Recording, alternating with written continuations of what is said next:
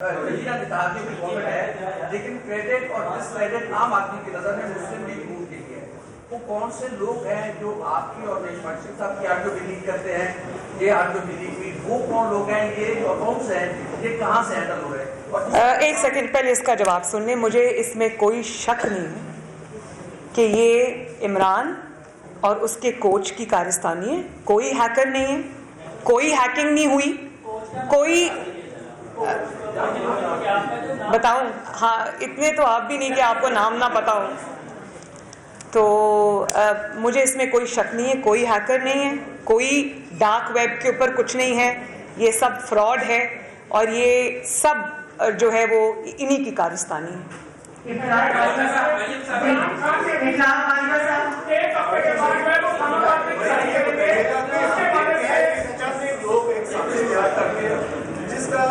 आप ज्यादा खुद भी नहीं है, जहाँ पर जितने स्टेज पे बैठे हुए तमाम ऐसे नहीं है, लेकिन उसका जो साजिश करते हैं, जो सहूलतकारी करते हैं बाज़ सरकारी मुलाजमीन में, तो उस हवाले से कुछ सामने नजर नहीं आता। कुछ अर्से बाद पाकिस्तान में ये सिलसिला पे दर पे होता रहता है। इसके तदारे के लिए क्या सियासी कुत्ते जो है वो भी कोई इस पर गौर जारी नहीं या करेंगे? जिस तरह आप इफेक्ट हुई है। देखिए, मैं एक बात आपको बता दूं, मैं जिस तरह अफेक्ट हुई हूँ, मेरा केस 4-5 साल, मेरे केस की जब डिटेल फैसला आ जाएगा, मैं उसका इंतज़ार कर रही हूँ। जब इंशाल्लाह आ जाएगा उसके बाद मैं आप लोगों से उसके बारे में डिटेल बात करूँगी। लेकिन मैं आपको एक बात बताऊँ, 4-5 साल या 6 साल हो गया पैनामा को आए हुए, मुझे कोई शक नहीं था। मुझे पहले दिन से पता था कि इंशाअल्लाह ताला ये होगा।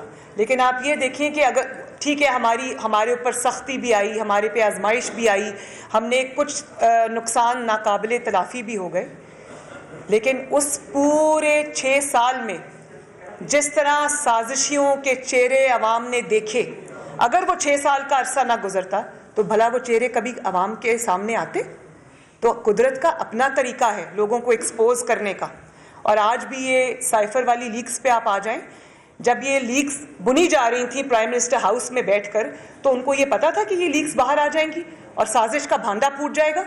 उन्होंने तो मस्कीन बनने की कोशिश की अवाम के सामने कि मैं लोगों के सामने एक चेहरा लेके आ जाऊंगा कि मैं विक्टिम हूँ।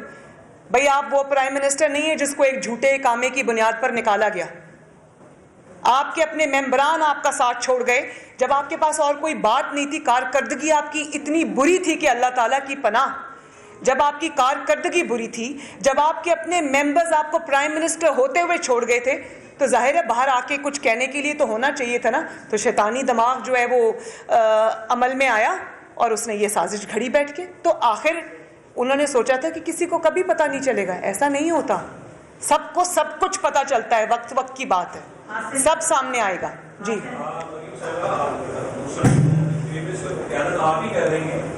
अच्छा,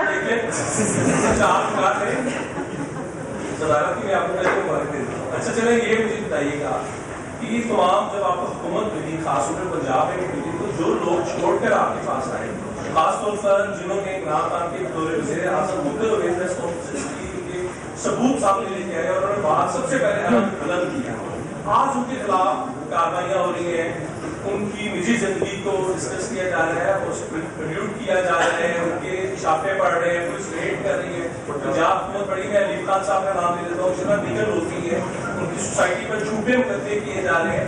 उस पर मुस्लिम लीग नून क्या कह रही है? खासतौर पर इस हवाले से भी क्या पार्टी देखी है कि जो लोग मुश्किल में आपसे खड़े हुए, आप उनका साथ लोग देंगे? देखिए, बात तो ये है कि जब वो इमरान खान साहब के साथ थे, यहीं से उनकी बात पता चल जाती। बात दूध का दूध पानी का पानी हो जाता है कि जब वो इमरान खान साहब के साथ थे, जब इमरान खान साहब उनके जहाज़ इस्तेमाल कर रहे थे, उनके पैसे इस्तेमाल कर रहे थे, उनके खर्चे पे पार्टी चला रहे थे, तब उनके अंदर कोई बुराई नहीं थी, तब उनको कोई मुकदमा नज़र नहीं आया। आज जब उन्होंने एक फ़ैसला किया और इस झूठे शख्स को, साजिशी शख्स को छोड़ दिया, तो आज उनके अंदर सब गुनाह भी याद आ गए, उनकी चीज़ें भी याद आ गई, उनकी चीज़ें भी खुल रही हैं। तो ये तो खुद ही भाई बात। और जहाँ तक आपने बात की कि ये जो इक़दामात उनके ख़िलाफ़ हो रहे हैं, ये भी शॉर्ट लिव्ड है इंशाल्लाह। अभी इन सब चीज़ों का सामना इनको खुद करना पड़ेगा। अदनान, इसका जवाब मैं वैसे कोर्ट के बाहर दे भी चुकी हूँ कि जो मेरे दामाद की मशीनरी आई थी भारत से, वो इमरान खान साहब के दौर में आई थी, वो मेरे दौर में नहीं आई। تو عمران خان صاحب جو کہتے ہیں کہ مریم کو شرم آنی چاہیے، شرم عمران صاحب کو آنی چاہیے.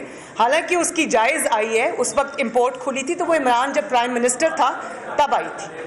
اور میں نے بالکل پرائم منسٹر خود کہہ چکے ہیں، شہباز شریف صاحب خود کہہ چکے ہیں کہ نہ میں نے ان سے کوئی سفارش کی، نہ میں نے ان سے کوئی کہا. انہوں نے کہا کہ یہ قانون اب بدل گیا ہے تو اپلیکیشن وڈرا کر لی گئی، کسی نے ضد نہیں کی. یہ میرا ملک ہے، اس کے قانون کا احترام مجھ پہ واجب ہے.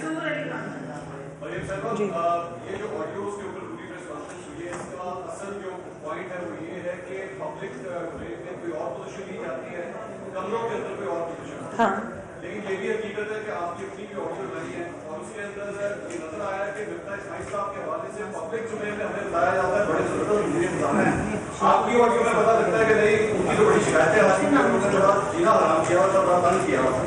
اب میرا پوائنٹ یہ ہے کہ یہ سارا کچھ جو کچھ ہو رہا ہے سیاسی نظرنامے میں، اصل بات جو ہے وہ ہم سب جانتے ہیں کہ اگلے 2 مہینے میں ایک بڑی امپورٹنٹ ڈیٹ، ایک بڑی امپورٹنٹ تعیناتی آ رہی ہے.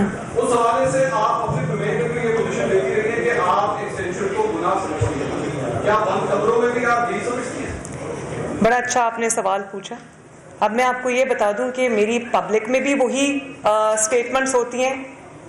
I was the only one جس نے قیمتوں کو اپوز کیا تھا. میری گورنمنٹ مجھ سے ناراض بھی ہوئی، مجھے گلے شکوے بھی ہوئے. آپ وٹنس ہیں اس چیز کی. جب قیمتیں بڑھائی گئیں تو میں اس کے ساتھ کھڑی نہیں ہوئی، اور اسی کے بارے میں نے پرائم منسٹر سے اس آڈیو میں بات کی تھی. تو مجھے فخر ہے اس بات کا کہ مجھے، آپ نے کہا نا کہ سب کچھ وہ ایکسٹینشن یا وہ تقرری کے وجہ سے ہو رہا ہے، بالکل نہیں. یہ سب اس لیے ہو رہا ہے کہ حکومت کا ایک ہی مقصد ہے، میرا ایک ہی مقصد ہے کہ جب اگر ہم حکومت میں ہیں تو ہم عوام کو ریلیف دیں، اس ملک کی خدمت کریں. اور میری آڈیو میں بھی یہی بات تھی جب میں پرائم منسٹر سے یہ کہہ رہی تھی، اور میری ٹویٹ پر جو پوری دنیا میں کروڑوں لوگوں نے دیکھا، میری ٹویٹ میں بھی یہی بات تھی. میری بات میں کوئی ڈبل سٹینڈرڈ نہیں ہے. میں بلکہ گھر پہ اس سے زیادہ سخت بات کرتی ہوں. سیاسی مجبوریاں ہوتی ہیں، آپ کو میڈیا پہ آ کر آپ کو بڑی پراپرائٹی کے ڈومین میں رہ کر بات کرنی پڑتی ہے، within the bounds of propriety. تو میں وہ کرتی ہوں، لیکن جب ہم آپس میں بیٹھتے ہیں تو ہم عوام کے لیے جو ریلیف کی بات ہے، میں اس میں بہت سخت باتیں کر جاتی ہوں. آج بھی کر کے آئی ہوں بائی دا وے. ابھی آپ نے بتایا کہ عمران خان جب ریاض ہاؤس سے گئے تو پانی کی بوتلیں بھی ساتھ لے گئے. جب آپ نے ابھی ایکسٹینشن کی بات کی، جب D G I S P R نے یہ کہا اور جب خود سٹیٹمنٹس آ گئے کہ ہم ایکسٹینشن نہیں لے رہے، تو میں اس پہ کیا سرائی کیوں کروں؟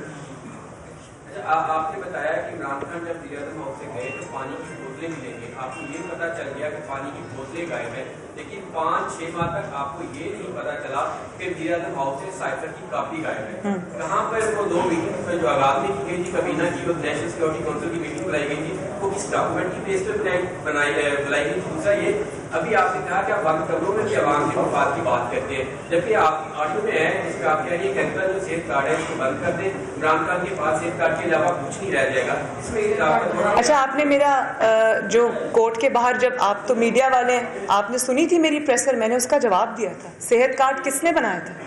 صحت کارڈ نواز شریف صاحب نے بنایا تھا، اور اس پہ میں نے کام کیا تھا. اسکریچ سے میں نے شروع کیا تھا. عوام کی بھلائی کا منصوبہ ہے، اور جس کے اندر کروڑوں لوگوں کا فری علاج ہوتا ہے. بڑے بڑے سرجریز ہوتی ہیں، ہارٹ کی سرجریز ہوتی ہیں، کڈنی کی سرجریز ہوتی ہیں، جو عام انسان افورڈ نہیں کر سکتا. یہ نواز شریف صاحب نے بنایا تھا.